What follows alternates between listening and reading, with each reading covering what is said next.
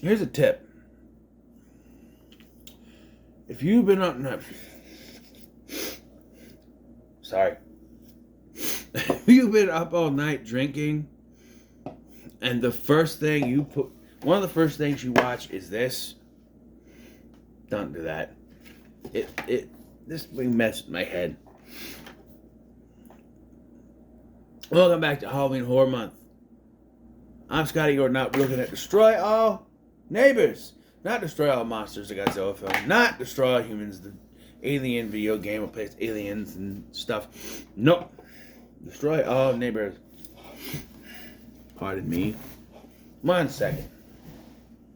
I can't turn around like I used to be able to. In the other chair. Scotty, what happened to the other chair? It's still here. I just can't sit in it anymore. For personal reasons. Although in the future you may see that chair come back. But right now it's non-occupado. Anyway, so Destroy All Neighbors.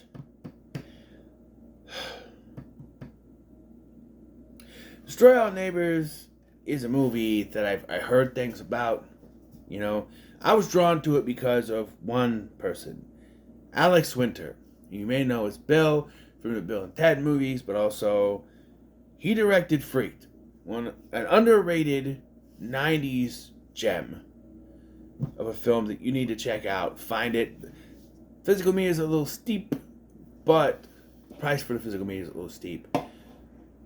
But especially for someone who's, if you don't know if you're into it, I don't know if I would put down money for it, but like, I don't know, I would definitely try to look for some way to watch it, like YouTube or something, I don't know. Great flick, underrated. The story here is Jonah Ray of the current MST3K, Mystery Science Theater 3000, there it is, plays a prog rock musician who's trying to finish his album. All the while, he gets a new neighbor named Vlad, played by Alex Winter, who is loud and obnoxious and causing him to mess up and not concentrate. So, one night, while confronting him, he accidentally kills the guy, and then he comes back to life. And subsequently, his other neighbors die by accidents and end up coming back to life. Or so you would be believed as to what's happened, but it's so up in the air. Even the ending kind of throws a little bit like, did they really come back to life? Is this really happening? There's so much to contradict everything in this movie. Like, the ending tries to say it was all in his head, that these dead neighbors are coming back to talk to him. But also, like, at one point, Thomas Lennon's character interacts with Randy Heller's character, who you may know, she's the mom. Everyone else will say, hey, that's the mom from Karate Kid, but I would say, and other people of my generation would say, that's actually Grammy from Drake and Josh, a character that should have been on the show more. I mean, their character was pivotal to the episode, The Bet. She wasn't on it, but she sent him a game sphere. It's spherical. Spherical! But yeah, Grammy was a great character that didn't been used more. I mean, who wants a hug? They're free. She's great. She's a great character. But like, yeah, and she's great in this. He's got stress.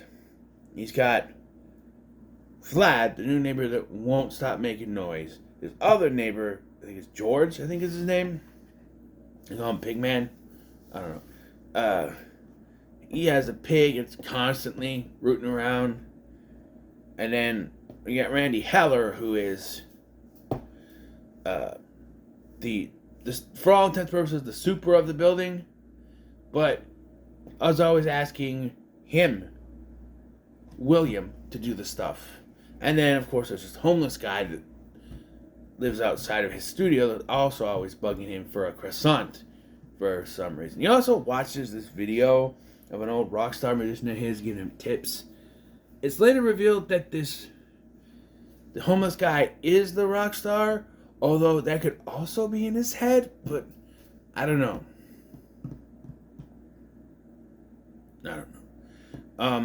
Special effects look good. It's the same guy who did special effects in Bill and Ted 3. You know, they had to be a big old Zangief guys in there.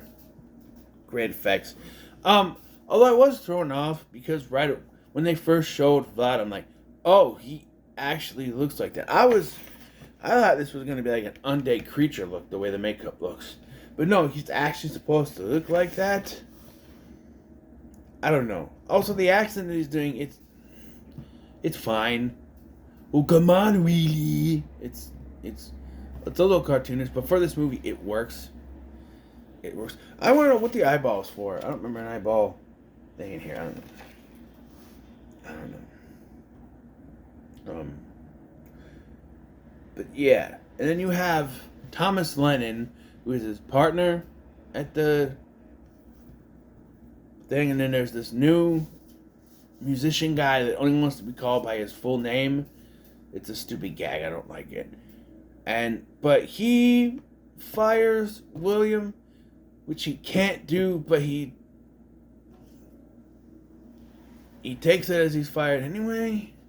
And then later when they break into this place to finish the record, it's implied that he and Thomas Lennon were having a homosexual relationship, and that's how he was able to get away. I don't know. Again, my thing is, I didn't say this person. I started re-recording this because I made a joke in the last video that I don't think I didn't want to have that in the video. So, no, I'm not going to repeat it. It just, nah. So, I was under the impression, I was 99.9% sure that at the end of this movie, something weird was gonna happen. He was just gonna wake up at his desk, and the whole movie was just in his head, a dream. Because like at one point, after Flat dies, he says, "Oh, you thought you got rid of me, but I now live rent-free inside your head." And I'm just like, okay, so it's all in his head. And then, like I said, there's a scene. So, okay, let's go back to the special effects. They all look good, except for Randy Heller. So she was electrocuted. So she comes back as like she burned skin skeleton lady, and it's like a puppet, and it looks janky. It doesn't go. Her voiceover work doesn't go with the puppetry in this very well. But there's an exchange where she yells at Thomas Lennon, and they have an exchange between the two of them. So they're there, but the ending, after he goes to prison, he gets 3 consecutive life sentences for deaths that are essentially accidental. Any coroner that overlooks what happened, oh, she was electrocuted, that's an accident. Oh, they were arguing and he backed into this thing, accident. Whatever happened with George, accident. The foot slipped and the car hit him, accident. They were all accidents. He wasn't doing this on purpose. Like, maybe a coroner won't be able to determine some of those, but like, I don't know. It just 3 consecutive life sentences for things that were all essentially accidents. And here's the thing: if he goes on the witness stand, right? He goes on the stand, he gets cross-examined by a lawyer. He's got to tell the truth. So if he's on the witness stand, he's got to tell the truth. They were all accidents. He's gonna have to sort of like, if he says that there were undead creatures with him, maybe not, but like he could say basically, my foot slipped and accidentally ran him over. She was electrocuted while trying to rewire something. I got into an argument with Vlad and he tripped backwards and landed on the thing. Me and George got into an argument and he accidentally fell back. You know, it's all accidents. No, it's a little, it would be, oh, okay, they're all accidents. Sure, that's a little convenient, but it's true. At one point, the girlfriend leaves because she's had enough stress. And I'm like, okay, this is just to get her out of the movie. But she shows up in the 3rd act trying to convince him to come forward and go to jail.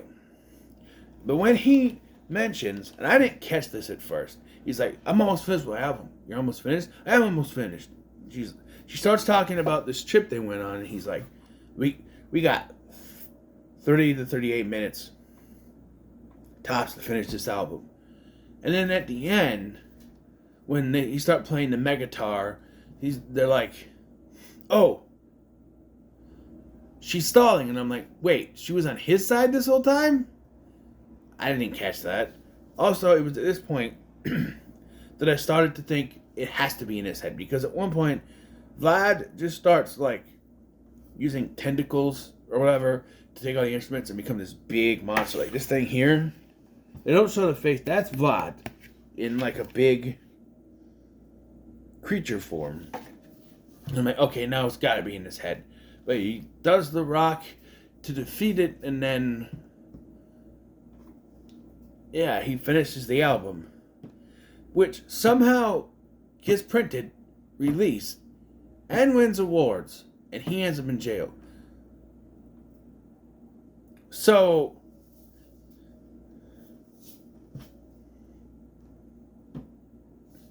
in other words, after this whole thing, Thomas Lennon and the other guy printed this record, pressed it, put it out, and allowed it to be released.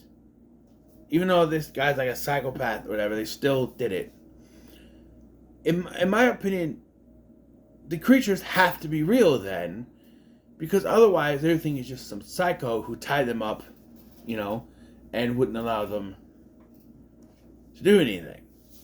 So, my opinion is the creatures have to be real. But this is where it gets confusing because the girlfriend shows up. She's also his lawyer, apparently. And she's like, so how'd you do it? And he goes, oh, we're not supposed to talk about the murder. No, not that. The album. How'd you finish it? And then he just looks over and you see the ghosts of the creatures. And I'm just like, so it isn't implied that they weren't real? Because it doesn't make sense otherwise. It's just, I don't know. It's a little confusing. I'll tell you what, though.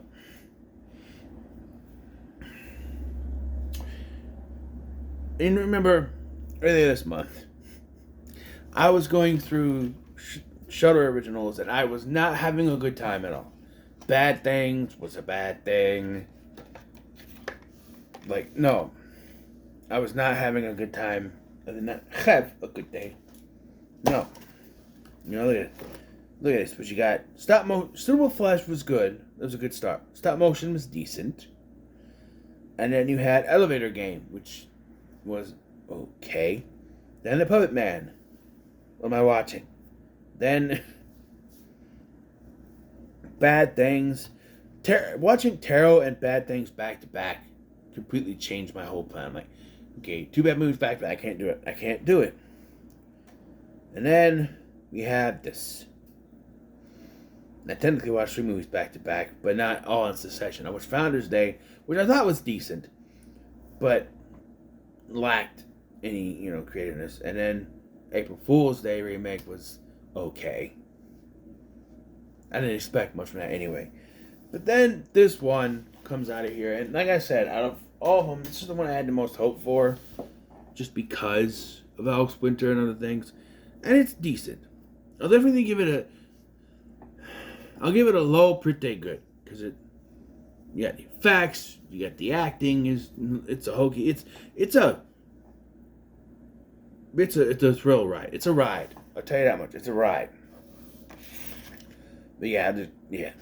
So, what are your thoughts on Destroy All Neighbors? Let me know in the comments. Make sure to like, share, and subscribe. Thank you for watching. I've been Scotty, and I'll see you in the next one.